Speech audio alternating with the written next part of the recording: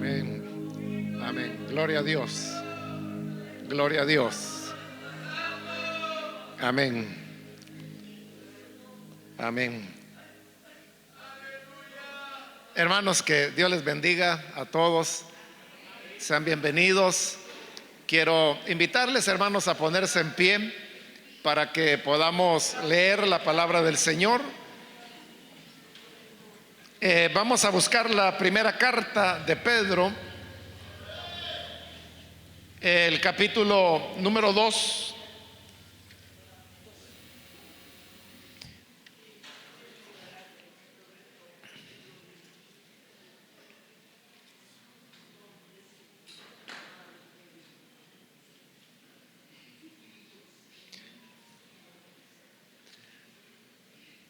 Bien, dice Primera de Pedro, capítulo 2, versículo 1 en adelante: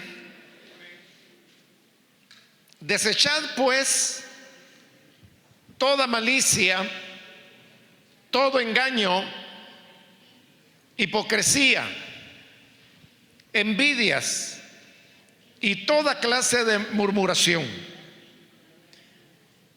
Desead como niños recién nacidos la leche espiritual, no adulterada, para que por ella crezcáis para salvación, ya que habéis gustado la bondad del Señor. Acercaos a Él, piedra viva que fue desechada por los hombres, pero que para Dios es escogida y preciosa.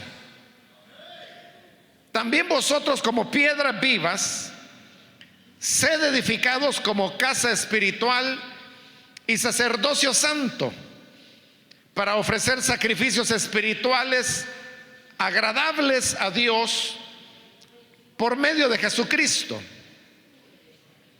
Por lo cual también dice la Escritura: he aquí, pongo en Sión la principal piedra angular, escogida, preciosa. El que crea en Él no será avergonzado. Para vosotros, pues, los que creéis, Él es precioso.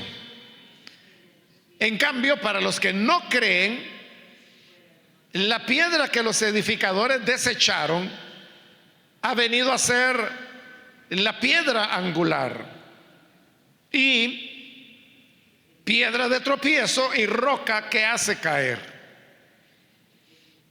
Ellos, por su desobediencia, tropiezan en la palabra, para lo cual estaban destinados. Amén. Hasta ahí vamos a dejar la lectura. Hermanos, pueden tomar sus asientos, por favor.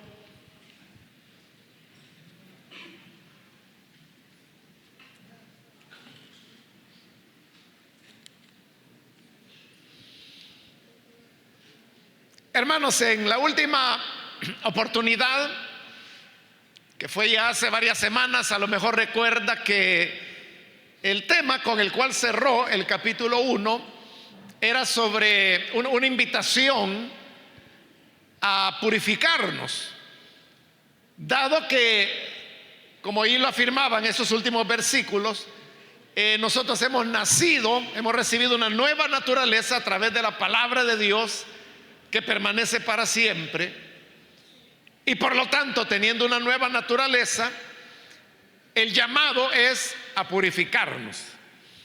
Esto, hermanos, es bien interesante, porque algunas veces se piensa que una vez una persona ha nacido de nuevo, que el bien obrar o la vida recta es algo que va a surgir de manera natural. Como un niño que nace, uno espera, o sea, lo natural es que el niño va a crecer. Uno ya sabe que alrededor de un año comienzan a caminar y que luego pues van avanzando. Se espera el desarrollo del niño. Igual es espiritualmente. Uno podría pensar que naciendo de nuevo, la persona va a comenzar a dar los frutos del Espíritu y a vivir de acuerdo a cómo Dios lo requiere en su palabra. Pero no es así. No es así, porque lo que ocurre es que el nuevo nacimiento lo que coloca en nosotros es una nueva naturaleza, una naturaleza espiritual, lo que Pablo también llama nuevo hombre, pero más que todo le da el nombre de espíritu, así le llama el espíritu. No se refiere ni al Espíritu Santo y tampoco al espíritu humano, sino que a la nueva naturaleza que se ha recibido. Por eso es que en un pasaje como Gálatas, por ejemplo, donde Pablo está hablando de las dos naturalezas, él dice que el deseo de la carne es contra el espíritu y el del espíritu es contra la carne. Pero ahí la contraposición no es entre carne y Espíritu Santo, sino que entre carne, que es el nombre que le da a la vieja naturaleza, contra la nueva naturaleza que se recibe en el nuevo nacimiento y a la cual Pablo ahí le está llamando espíritu. Entonces dice que como carne y espíritu se contraponen, no pueden hacer, dice, lo que ustedes desean, porque todo depende de cómo se desarrolla esta lucha. Entonces, cuando nacemos de nuevo, diríamos que lo que Dios hace es que nos pone en una situación de igualdad, porque ahora al no conocer a Cristo solo teníamos una naturaleza, que era la naturaleza adámica, viejo hombre, la naturaleza caída o la carne, como se le llama. Nada más. Por lo tanto, no teníamos opción más que hacer el mal. Pero al nacer de nuevo recibimos la otra naturaleza, que es la naturaleza espiritual o espíritu. Entonces tenemos, diríamos, base para las dos cosas, como Pablo le explica en Romanos, que dice que teniendo ahora las dos naturalezas, también tenemos dos opciones. Una es presentar nuestros miembros como instrumentos de pecado, dice. Y la otra opción es presentar nuestros miembros como instrumentos de justicia. Pero las dos opciones están allí. Entonces lo que Pedro nos está diciendo acá es que al nacer de nuevo por la palabra que permanece para siempre, hemos recibido una base que nos permite purificarnos. Pero somos nosotros los que tenemos que caminar en esta purificación. Siguiendo esa idea, es que llegamos al capítulo 2 y en el versículo 1 continúa diciéndonos: desechad pues toda malicia, todo engaño, hipocresía, envidias, toda clase de murmuración. Y luego en el versículo 2 dice: desead como niños recién nacidos la leche espiritual. Entonces note la primera palabra con la cual comienza el versículo 1 y luego la primera palabra con la que comienza el versículo 2. El versículo 1 dice desead y el versículo 2 comienza diciendo desechad. No, perdón, es al inverso. En el 1 desechad, en el 2 desead. Pero estos son elementos contrarios. Desechar es rechazar algo y desear es anhelar algo. Significa entonces que para poder crecer espiritualmente, para poder desarrollar la base, la potencialidad que tenemos a través del nuevo nacimiento, hay cosas que debemos desechar, apartar de nuestra vida, en tanto que hay otras que debemos desear o anhelar.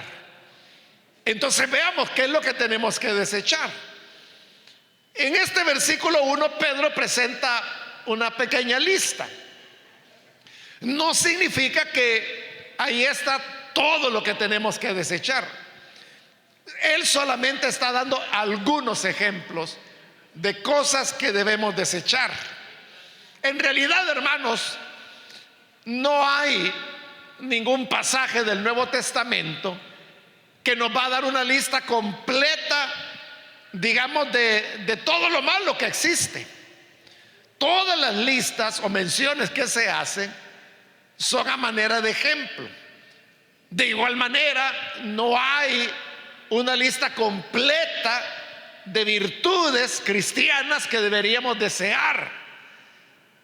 Las listas que hay, que también son cortas, son solamente, hermanos, a manera de ejemplo para que nosotros entendamos la naturaleza de las cosas que debemos desechar y la naturaleza de las cosas que debemos desear.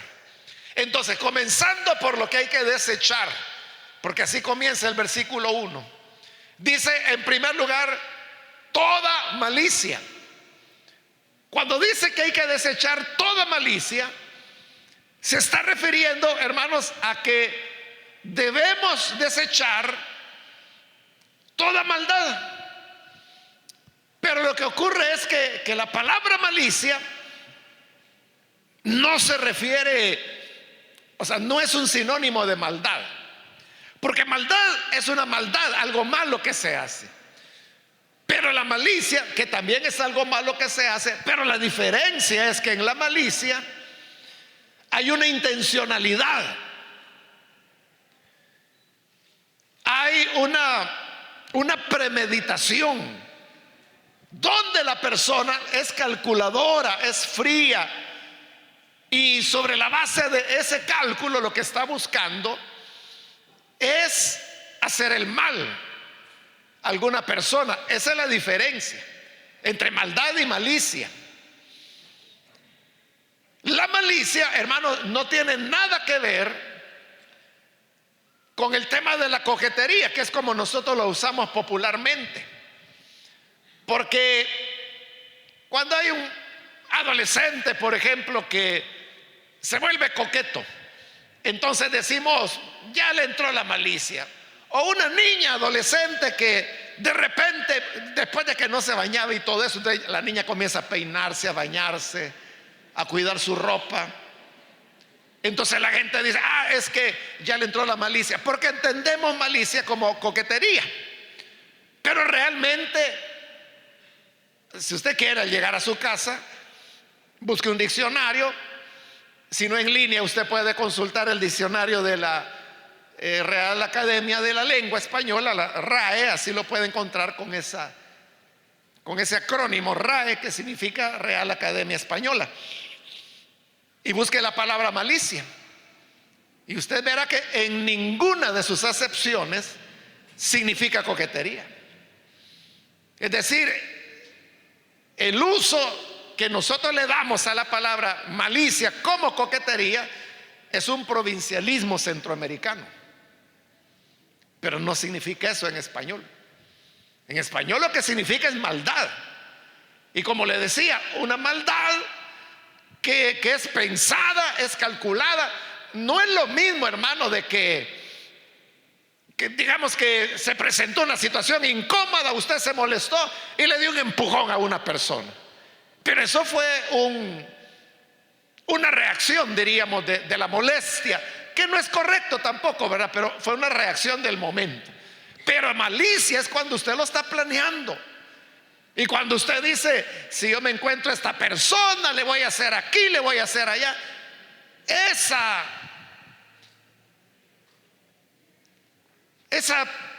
¿cómo le diría? Perversidad, ese dolo, quizás dirían los abogados, ¿verdad? Esa ya, de ese mal corazón, eso es la malicia. Como puede ver, no tiene nada que ver con coquetería. Pero entonces lo que Pedro está diciendo es que debemos desechar toda esa maldad que es planeada, que es calculada, que es fría, que intencionalmente está buscando dañar al otro. Si queremos crecer espiritualmente, debemos desechar toda malicia. Luego continúa diciendo todo engaño. El engaño, hermanos, creo que entendemos, ¿no? Engañar es decirle una mentira a una persona, hacerle creer algo que es fácil, normalmente con el objeto de obtener algún provecho de ese engaño.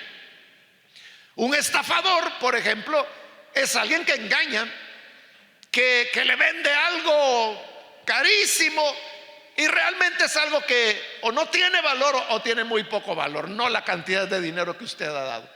Entonces, ¿qué hizo? Lo engañó. Eso por poner un ejemplo, pero pueden haber engaños, hermanos, por confundir a una persona, pueden haber engaños por quitarle algo, engaños por aprovecharse de alguien, engaño por hacer un poco de dinero. Usted sabe, hay personas que, por ejemplo, sin ser médicos se ponen a dar consulta. Eso es totalmente ilegal, pero aún así pues hay personas que lo hacen. Pero ¿por qué están engañando a la gente? Por interés, por dinero. Entonces, para poder crecer espiritualmente también hay que desechar todo engaño. Luego dice hipocresía. La palabra hipocresía tiene que ver con actuar de una manera que no es la que corresponde en verdad a la persona. Un hipócrita es aquel que, el ejemplo clásico, ¿verdad?, que puede mostrarle a usted mucha amistad, mucho cariño, mucho aprecio, le habla con respeto, pero media vez se da la vuelta, empieza esta persona a hablar pestes contra aquel a quien acaba de estar saludando educadamente. Entonces, eso es hipocresía. Está actuando no como lo que realmente es, no como lo que realmente siente, sino que lo que está haciendo es tratar de engañar a la persona.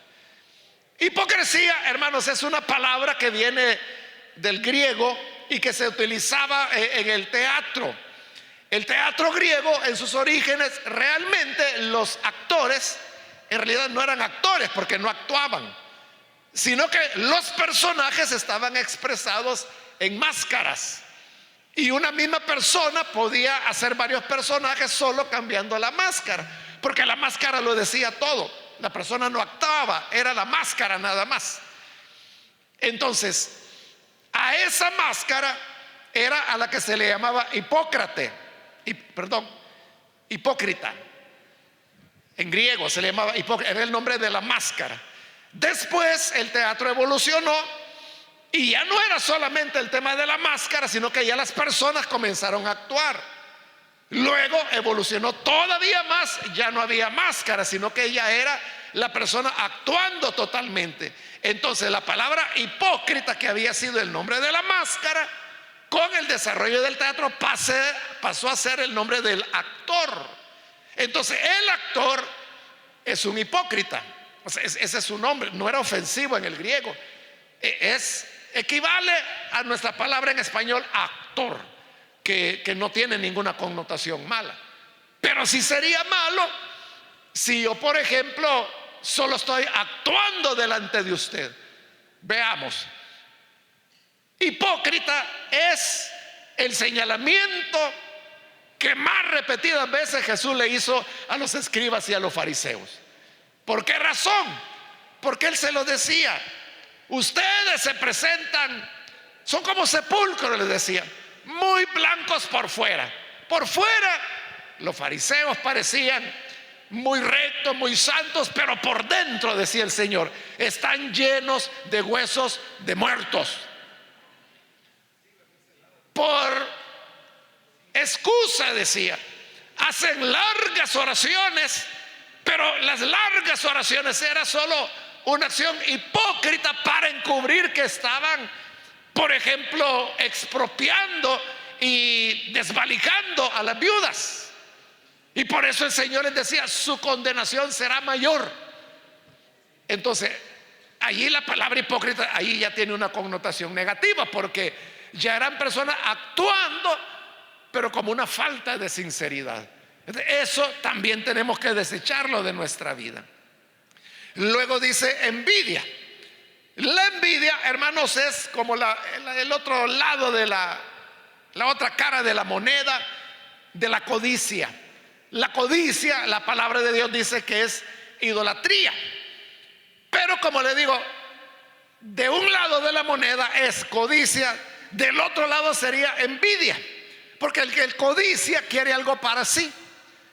El que envidia, lo que envidia es que no tiene lo que el otro tiene y él quisiera tenerlo. Entonces la envidia surge cuando otra persona tiene lo que yo no tengo, pero que yo quiero tenerlo. Te comienzo a envidiar. Es una forma de codicia, y si la codicia es idolatría, la envidia también vendría a ser una manera de idolatría. Por eso dice que tenemos que desechar la envidia. Y luego dice toda clase de murmuración. Murmuración, hermano, es cuando hablamos cosas de otras personas que no están presentes en el momento. Lo que se habla no necesariamente debe ser mentira. Es decir, lo que hace la murmuración no es, hermanos, que lo que se diga es mentira. Si lo que se dice es mentira, entonces sería calumnia. Pero digamos que lo que se está diciendo es verdad. Pero esa verdad que se está diciendo cuando la persona no está presente. Al no estar presente, eso se convierte en una murmuración. Claro, lo correcto es que si hay algo que se deba señalar, algo que se deba indicar en alguna persona, lo correcto es hacerlo directamente a la persona. Ahora, ¿por qué las personas no lo hacen?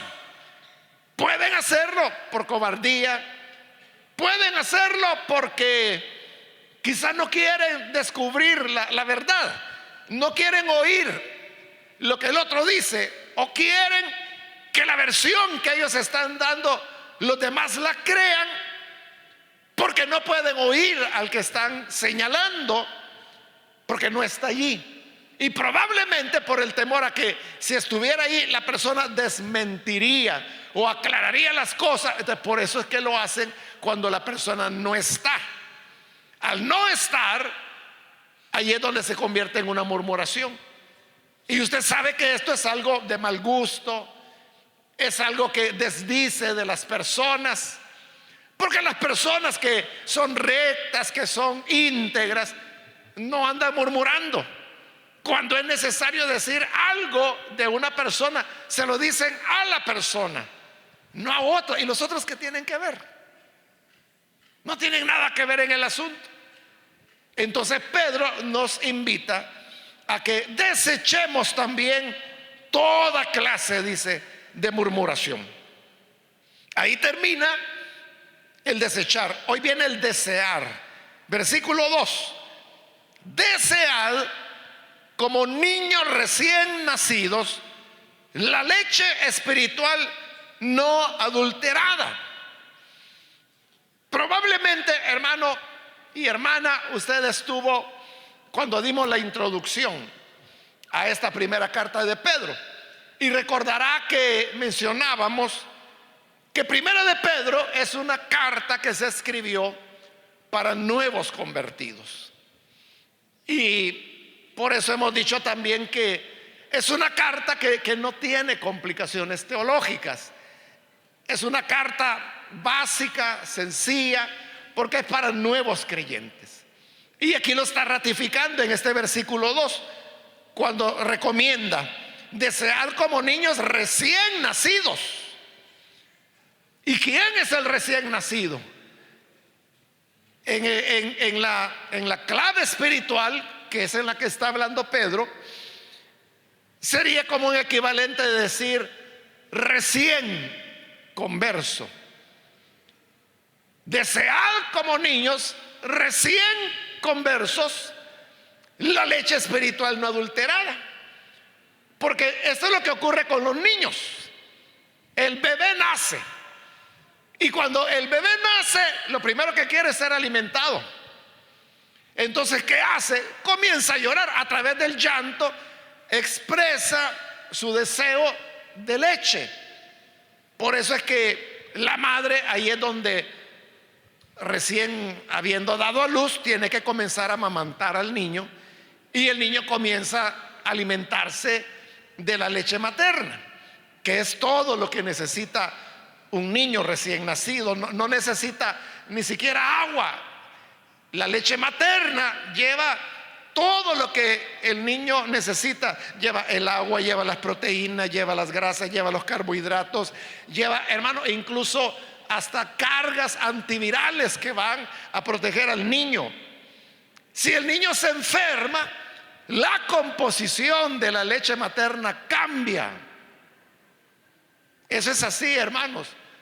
Una madre no da la misma leche desde que su bebé nace hasta que ya crece y no necesita más ser amamantado. La leche va cambiando de acuerdo a la situación de salud del niño.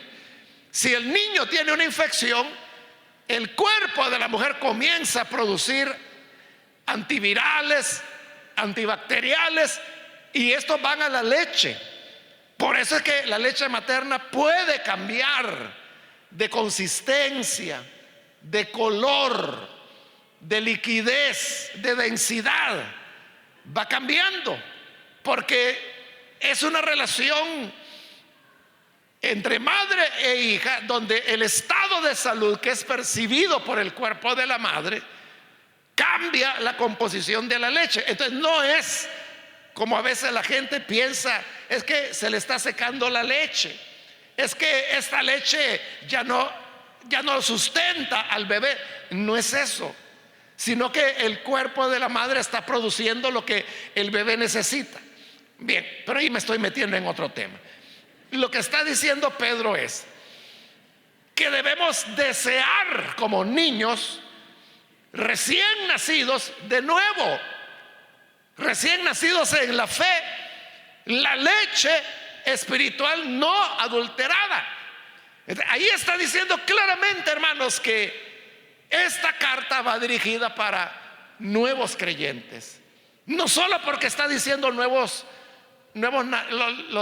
recién nacidos es la expresión que usa, sino porque lo que les está recomendando es leche. Y si usted recuerda, allá en Primera de Corintios capítulo 3, Pablo también habla del tema de la leche, pero lo hace a manera de exhortación a los corintios, porque les dice: cuando yo llegué a ustedes, tuve que darles la leche, porque no eran capaces de recibir vianda, y no lo son capaces todavía. Por eso tuve que darles leche, porque les dice que son carnales, no han madurado, no han crecido. Entonces vea, Pablo está diciendo que la leche es para el que no tiene madurez, para el que no ha crecido en la fe, lo que Pablo llama un carnal. Pero para el espiritual, como también él lo dice, con el espiritual se hablan cosas espirituales, porque esta persona ha crecido ya en la fe, tiene una madurez y una comprensión que le permite otro tipo de enseñanzas que ya no son las básicas que Pedro está dando aquí. Entonces, así comienza la vida cristiana. Uno puede crecer espiritualmente desechando la maldad, la malicia, la hipocresía, el engaño, toda clase de murmuración por un lado, y por el otro anhelando los elementos básicos de la fe, es decir, la leche, que es para los bebés. El bebé no puede comer una pechuga de pollo. Primero, no tiene dientes y su organismo no puede digerirlo, no tiene la madurez, no tiene la edad para eso. Necesita la leche. Entonces el recién nacido debe, hermano, anhelar esa leche, pero claro, en la medida que el bebé es amamantado, ese bebé va creciendo, se va desarrollando. Cada vez que le toca control con el pediatra, lo pesa y el pediatra dice: va muy bien, va muy bien. O a veces dice: mire, se le está pasando la mano, está un poquito sobrepeso el bebé. Pero esta leche es la que le permite crecer, para que por ella, dice, crezcáis para salvación, ya que habéis gustado la bondad del Señor. Gustamos la bondad del Señor cuando lo conocimos a Él, cuando tuvimos el encuentro, cuando tuvimos la experiencia del nuevo nacimiento. Gustamos la bondad del Señor, ya la probamos. Hoy hay que crecer dentro de esa bondad. ¿Y cómo vamos a crecer? Comenzando por los elementos básicos.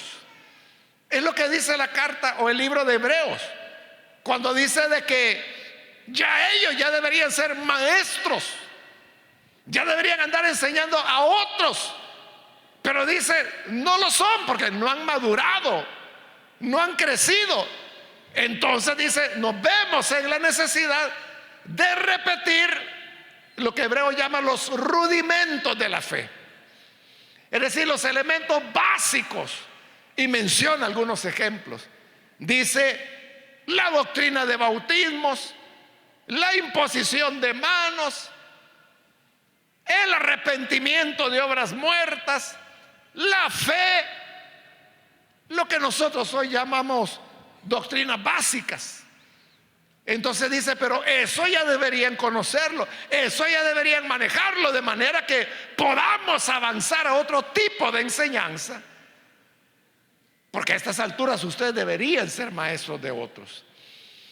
Entonces a eso se refiere, es una invitación a crecer para salvación, porque hemos gustado la bondad del Señor. Llegamos así al versículo 4. Aquí, hermanos, va a cambiar el tema, porque ahora va a hablar un poco de la relación que hay entre los creyentes y Cristo. Comienza diciendo en el 4: acercaos a Él, la piedra viva que fue desechada por los hombres. Note que Pedro está usando ahí nuevamente el adjetivo viva, que lo hemos encontrado ya 2 veces en el capítulo 1. Primero, cuando él habló de la esperanza viva, y yo llamé su atención en esa ocasión. Nos hicimos la pregunta, o sea, ¿por qué le llama esperanza viva? Entonces decíamos que es porque también el ser humano puede abrigar esperanzas muertas, y esperanza muerta es aquella que, aunque la persona la anhela, la espera, nunca la va a tener. Es esa persona que está esperanzada en que alguien hará algo, pero viene el otro amigo y le dice, ay, Dios, le dice, mira, mejor esperar, le digo, pero sentado, le dice.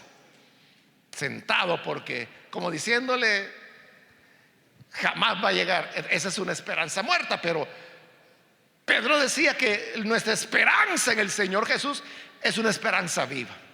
Esa fue la primera vez que utilizó el adjetivo viva.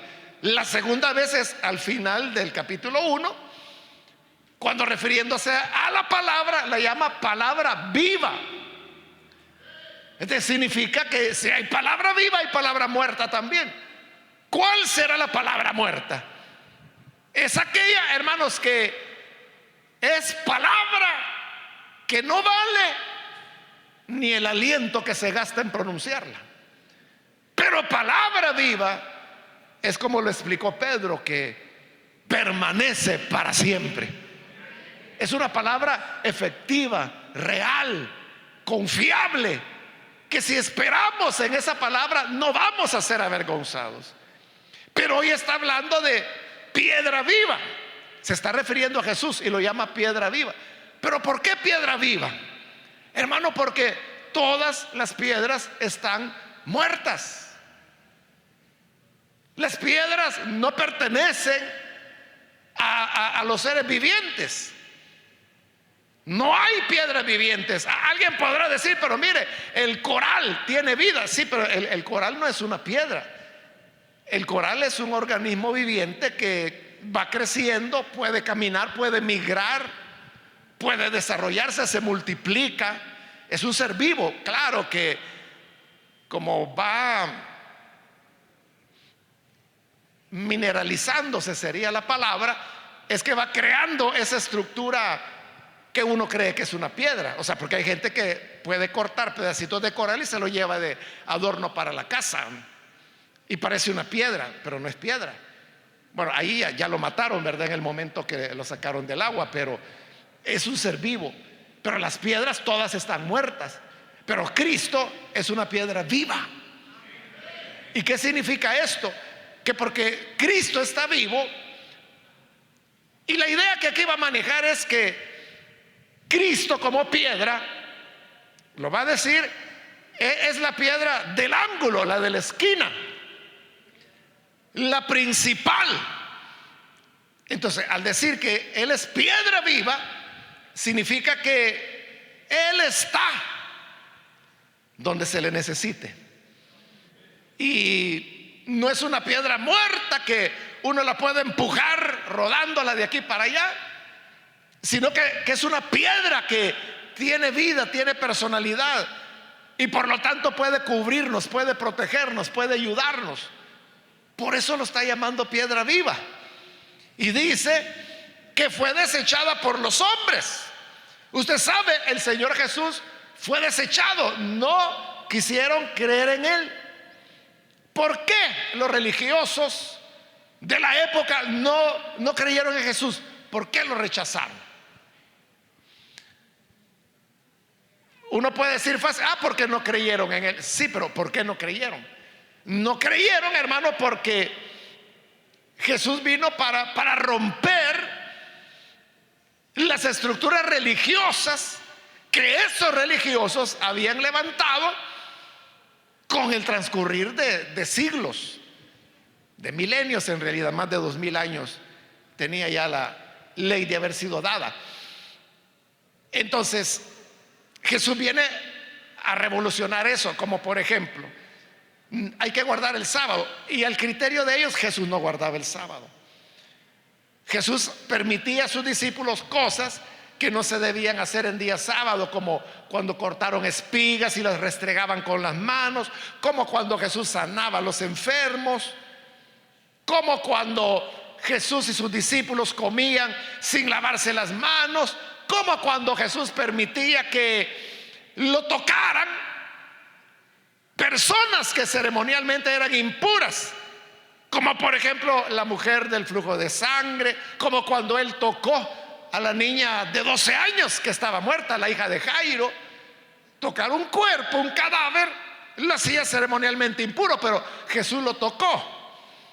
También todos los fluidos corporales eran considerados inmundos, pero cuando el Señor sanó a aquel ciego, lo que hizo fue escupir en la tierra, hizo lodo con la saliva y eso se lo aplicó en los ojos. Eso era ceremonialmente impuro porque era saliva revuelta con el polvo para hacer lodo, pero era saliva. Pero en lugar de contaminar al ciego, lo que hizo fue sanarle, darle la vista. De igual manera, en otra ocasión dice que había un sordo y mudo, y dice que el Señor le metió los dedos en los oídos y le escupió en la lengua al mudo, y el mudo habló. Eso también, hermanos, era ceremonialmente inmundo, saliva, porque era un fluido humano. Entonces vea, Jesús vino a trastornar, diríamos. O sea, Jesús como que a propósito, ¿verdad? Lo que era prohibido por la religión, Él lo hacía. Él lo hacía, pero la cuestión es de que en esto que Él hacía, Dios se manifestaba, como cuando fue a la tierra de los Gerasenos y donde aparece aquel hombre endemoniado. Un endemoniado también era una persona ceremonialmente impura, pero el Señor lo libera. Y luego el hombre está ahí sentado, escuchando al Señor atentamente. Entonces Jesús quebrantó las normas religiosas y eso molestó mucho a los religiosos. Porque usted sabe que algo que el humano lleva muy metido en el corazón son los temas religiosos. La gente se irrita mucho cuando le tocan temas de religión. Eso es lo que Jesús hizo. Por eso fue rechazado. Y por eso dice piedra viva rechazada por los hombres, pero para Dios es escogida y preciosa. Y eso lo mostraba en que al tocar a la muerta resucitaba, en que al hablar al endemoniado era liberado, en que al escupir al mudo hablaba, que al echarle saliva en los ojos veía el ciego. Entonces, el que sanaba en día sábado, en el día de descanso, cuando los religiosos decían que no tenía que sanarse a nadie.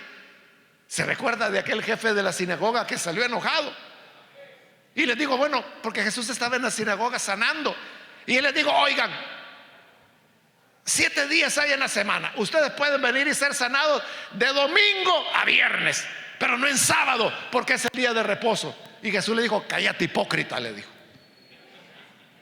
porque ¿quién de ustedes es el que, si su burro tiene sed en el día sábado, no va, lo desata, lo lleva a beber y lo trae de regreso? ¿Quién no lo desata? Entonces, si ustedes desatan a los burros, ¿cómo yo no voy a desatar a estos hijos, hijas de Abraham, a quien Satanás tiene atados desde hace años con sus enfermedades? Entonces, de esta manera, y sobre todo por los milagros que Jesús hacía, es que Dios mostró que para él Jesús era piedra viva, pero además escogida y preciosa. Ahora dice, también vosotros como piedras vivas. Mire qué tremendo, después de haber dicho que Jesús es piedra viva, dice, también vosotros como piedras vivas. Es decir, como Jesús es piedra viva, nosotros también somos piedras vivas. Y dice, sed edificados como casa espiritual y sacerdocio santo. Entonces, con el nuevo nacimiento, nosotros nos hemos convertido en piedras vivas. Ahí va a usar el ejemplo de la construcción, porque va a decir que Jesús es la piedra de fundamento y nosotros como piedras vivas somos colocados sobre esa piedra de fundamento para construir un edificio, para construir una casa. Dice aquí, como casa espiritual, se está refiriendo a la iglesia. Entonces, vea, la iglesia no es solamente, hermanos, un grupo de personas que nos reunimos en un lugar como este. No somos solo eso, sino que entre nosotros estamos unidos. O sea, lo que de verdad nos hace iglesia no es que nos juntemos en un lugar. Lo que nos hace iglesia es de que somos piedras vivas y que todos estamos edificados sobre Jesús y que juntos formamos una casa. Y esta casa es la morada de Dios, es el templo de Dios, es donde el Espíritu Santo ha venido a morar. Por eso es que cuando Pablo en 1 Corintios habla de la iglesia, ahí usa la figura del cuerpo y dice que este cuerpo, refiriéndose a la iglesia, no al cuerpo del creyente, que también lo menciona, pero estoy en el pasaje donde está hablando de la iglesia.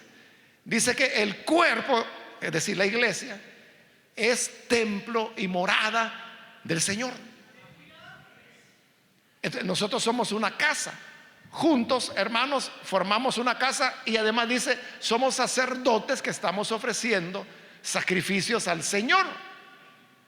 ¿Qué tipo de sacrificios se mencionan en el libro de Hebreos? Habla de sacrificios de alabanza, por ejemplo. Habla de presentar nuestros cuerpos como sacrificio vivo, lo cual, dice Pablo, es vuestro culto racional que podemos ofrecer al Señor. Entonces, nosotros estamos unidos. Igual, hermano, que hoy ya no se utiliza piedra, se utiliza ladrillo, que puede ser ladrillo cocido, como le llamamos, o puede ser bloque. Pero estos ladrillos permiten, hermanos, construir paredes como estas que tenemos acá, pero forman una sola estructura. han estado ahí unidas, hermano, ya por algunas décadas. Eso es la iglesia. En la iglesia estamos unidos, y como le digo, no es por el hecho de que nos conocemos, nos vemos, nos saludamos, sabemos cómo se llama usted. O sea, eso es comunión, fraternidad, amistad, amor cristiano. Pero hay algo sobrenatural, y es que estamos unidos como un solo cuerpo. Es lo que Pablo explica. No puede la mano decirle al pie, no te necesito. No puede el ojo decirle al oído, no te necesito. Necesitamos cada miembro del cuerpo para formar un cuerpo, para tener un cuerpo, pero también para que el cuerpo sea funcional, sea saludable, porque una persona puede vivir sin pies, por ejemplo, pero eso le produce limitaciones. Una persona también pudiera no tener manos y vive, pero con limitaciones. Igual una persona pudiera perder un ojo, un oído, la nariz, puede perder un pulmón, un riñón, y sigue viviendo, pero tiene limitaciones.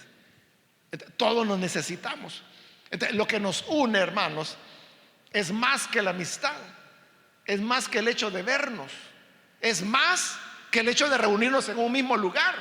La iglesia no es el auditorio, no es el edificio. Esto es eso, es un auditorio, es un edificio. Fue hecho para tener audiciones, para oír. Eso es. Pero esto no es la iglesia. La iglesia somos nosotros. Claro, nosotros tenemos esa costumbre, ¿verdad? Decir, voy a la iglesia. ¿Va a ir a la iglesia, hermano? Ah, no, es que el viernes tengo que ir a la iglesia. ¿Va a haber vigilia? ¿A dónde? En la iglesia. Entonces le llamamos al lugar geográfico, nos acostumbramos ya. Pero en realidad este es un auditorio. La iglesia somos nosotros. Y donde estemos, hermanos, donde vayamos, sea un parque, sea a una casa, sea una casa comunal, donde quiera que nos movamos, ahí está la iglesia de Cristo. Entonces, de eso es de lo que está hablando.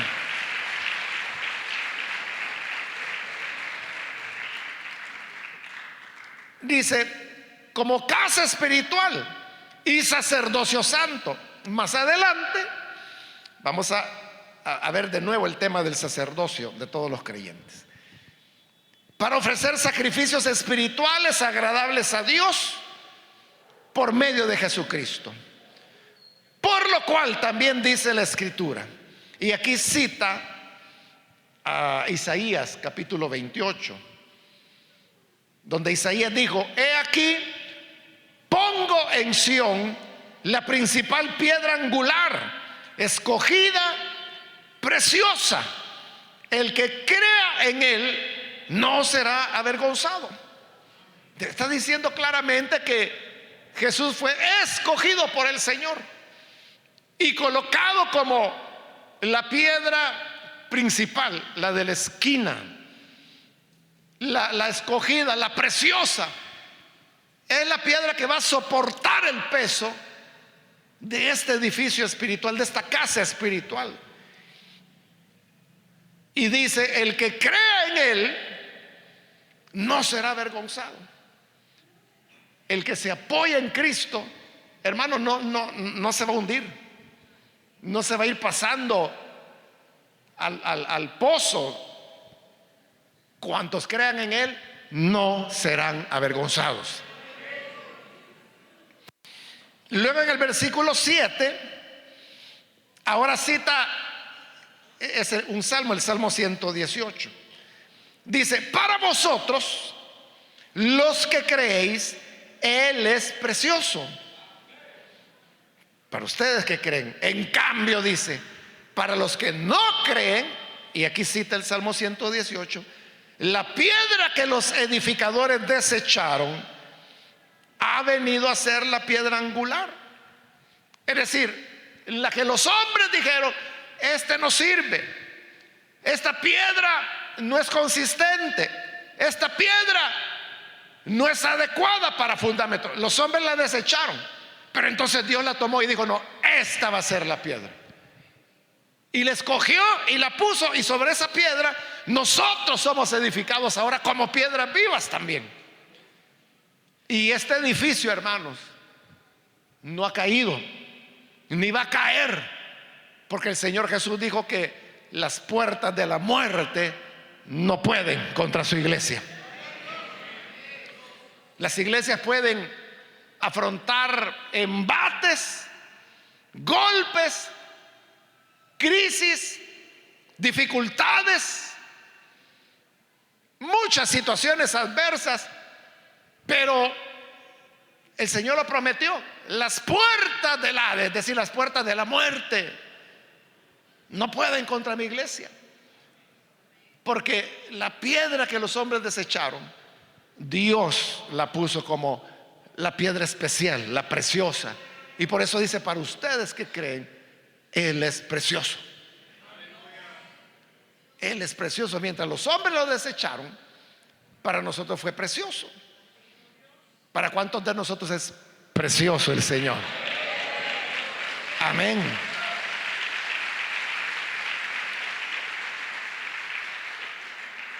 Pero dice más, porque recuerda, está hablando de los que lo desecharon.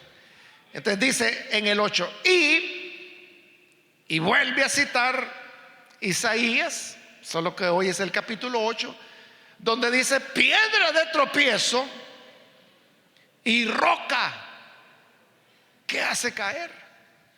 Entonces, esta piedra viva que es Jesús, dos cosas, hermano: o crecemos en Él, y cuantos en Él se apoyan no serán avergonzados, o lo rechazamos, y rechazándolo se convierte en piedra de tropiezo, o como dice Isaías, en roca de caída, roca que hace caer. Entonces, o te apoyas en Cristo o tropiezas en Él. Creces en Él, construyes tu vida sobre Él, o te vas a fracturar luchando contra esta roca. En otras palabras, tenemos a Jesús como amigo o como enemigo. Es que una roca sirve para las dos cosas, hermano. Una buena roca sirve como cimiento para un edificio que se va a sostener firme por mucho tiempo. Pero si la roca le cae encima, hermano, esa persona queda aplastada. Entonces dice, y ahí termina el versículo 8: ellos, refiriéndose a los que rechazaron a Jesús, por su desobediencia tropiezan en la palabra, porque recuerden que Jesús también es la palabra, para lo cual estaban destinados. La misma palabra, hermano, la Biblia, que a nosotros nos dio esperanza, nos dio luz, nos dio la salvación, es la palabra en que otros tropiezan. Y dice: para eso estaban destinados. Es lo que más adelante Pedro va a decir con relación a las cartas de Pablo. Dice que a algunos, dice, tergiversan las cartas de Pablo, como también lo hacen como con la demás escritura. Y esto, dice, lo hacen para su propia condenación. Entonces, la palabra, hermano, como le digo, para nosotros fue vida, nos iluminó, nos salvó, nos alimenta hasta el día de hoy. Pero para otros tropiezan en la misma palabra, porque la entienden mal o porque no quieren entenderla. La gente que dice, por ejemplo, ¿cómo es que Dios es un Dios de amor si allá a los amorreos Él ordenó que los mataran a todos y mandó a matar ancianos, mujeres, niños, animales? ¿Qué clase de Dios va a ser ese? Están tropezando en la palabra porque no están interpretando la palabra como debe ser y no están tomando en cuenta las etapas de revelación que Dios fue dando al ser humano. Porque si Jesús hubiera venido, hermanos, en lugar de Moisés, por ejemplo, nadie hubiera entendido a Jesús. Porque la humanidad no estaba preparada para eso. La humanidad tenía que aprender que no era a través de las ordenanzas, de las leyes, de los mandamientos, que el ser humano se iba a salvar. O sea, esa es la conclusión a la que el Nuevo Testamento llega. Que por las obras de la ley nadie se salva. Que por la ley de Moisés nadie será justificado, dice la Escritura. Pero eso le tomó más de 2000 años al ser humano llegar a asimilar esa verdad. Cuando ya la había asimilado, ahí es donde aparece Jesús, quien dice: yo no he venido a abrogar la ley, he venido a darle cumplimiento, porque solo el cumplimiento era lo que podía cancelar la ley. Jesús lo dijo: ni una jota, ni una tilde pasará de la palabra ¿hasta cuándo? Hasta que sea cumplido, dijo él. Y él vino a cumplirlo. Entonces, cumplida, pasó. Y habiendo pasado, ahora viene la gracia. Entonces, esto, hermano, entender de que hubo etapas de revelación que Dios dio a los seres humanos, es lo que podría hacer tropezar a esa gente. Y es que no entienden. ¿Y por qué Dios ordenaba masacres? ¿Por qué ordenaba etnocidios? Pero es porque no comprenden el momento de la humanidad que se estaba viviendo. Claro, hoy, hermanos, con la revelación de Cristo y la revelación del Evangelio, Dios no va a mandar a nadie a matar a nadie, menos a hacer matanzas, masacres, ni de niños, ni de animales, ni de nada. Porque la humanidad ahora está en un estadio de comprensión diferente. Bueno, ahí por ponerle un ejemplo de cómo la palabra que a nosotros nos salva, a otros les hace tropezar. Pero dice Pedro: tropiezan porque a eso están destinados.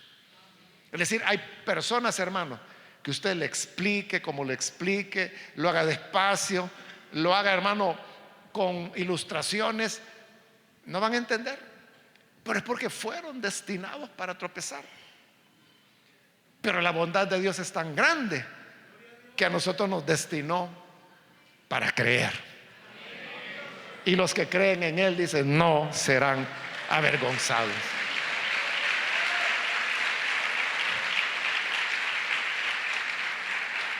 Vamos a orar, hermanos, vamos a cerrar nuestros ojos. Y antes de hacer la oración, yo quiero invitar a aquellas personas que todavía no han recibido al Señor Jesús como su Salvador. Pero si usted ha escuchado la palabra y se da cuenta que necesitamos nacer de nuevo, y aún los que hemos nacido de nuevo, hay cosas que debemos desechar y otras cosas que debemos desear. Yo quiero hoy invitar, si hay con nosotros algún amigo o amiga que todavía no ha recibido al Señor Jesús, pero usted ha escuchado la palabra y hoy necesita venir para recibir a Jesús. Por favor, en el lugar donde se encuentra, si usted quiere creer en Jesús, por favor, póngase en pie y vamos a orar por usted. Algún amigo o amiga que recibirá a Jesús, es su oportunidad. Vamos a orar por usted. ¿Hay alguien que quiere venir a Jesús? Puede levantar su mano. Allí en el lugar donde está, solo levante su mano. Queremos orar por usted. Por eso le pido levantar la mano para saber quiénes son las personas por las cuales oraremos. ¿Hay alguien que viene a Jesús? Puede levantar su mano.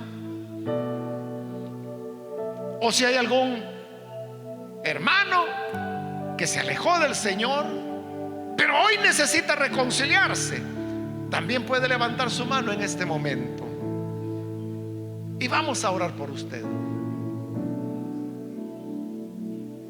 venga a reconciliar con el Señor, recuerde que debemos desechar toda malicia,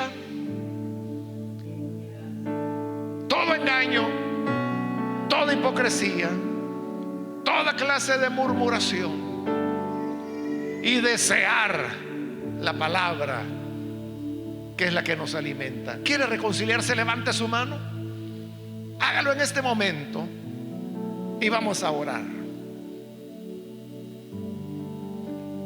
Voy a hacer la última llamada y luego oramos. Pero si hay alguien que necesita venir a Jesús por primera vez o reconciliarse, levante su mano, y esta es ya la última llamada que estoy haciendo y vamos a orar.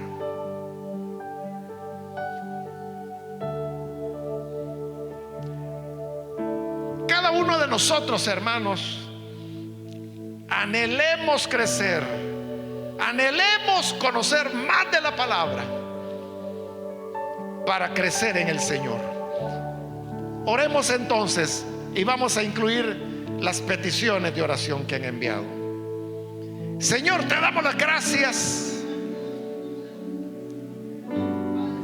porque hemos probado el bien al conocerte, y tú nos has dado esta bendición de que mientras otros fueron destinados a tropezar, a nosotros nos destinaste para creer, para confiar en ti. Y así, Señor, es como nos encontramos en este lugar. Hoy queremos hacer tu voluntad. Hoy queremos, Señor, agradecerte, y para eso queremos vivir desechando toda clase de malicia y deseando tu buena palabra, para que como piedras vivas seamos edificados en ti. También ponemos ante ti estas peticiones de oración, las cuales, Señor, tú conoces detalladamente. Te rogamos, Padre, que puedas dar a cada uno su salida, su respuesta. Sana al enfermo, protege al que se siente vulnerable, abre puertas de oportunidad para quien no tiene trabajo y para quien no tiene esperanza, para quien nadie le puede ayudar. Tú, Señor, eres nuestro pronto auxilio en medio de nuestras tribulaciones. Responde entonces a la oración de tu pueblo, por Jesucristo nuestro Salvador. Amén.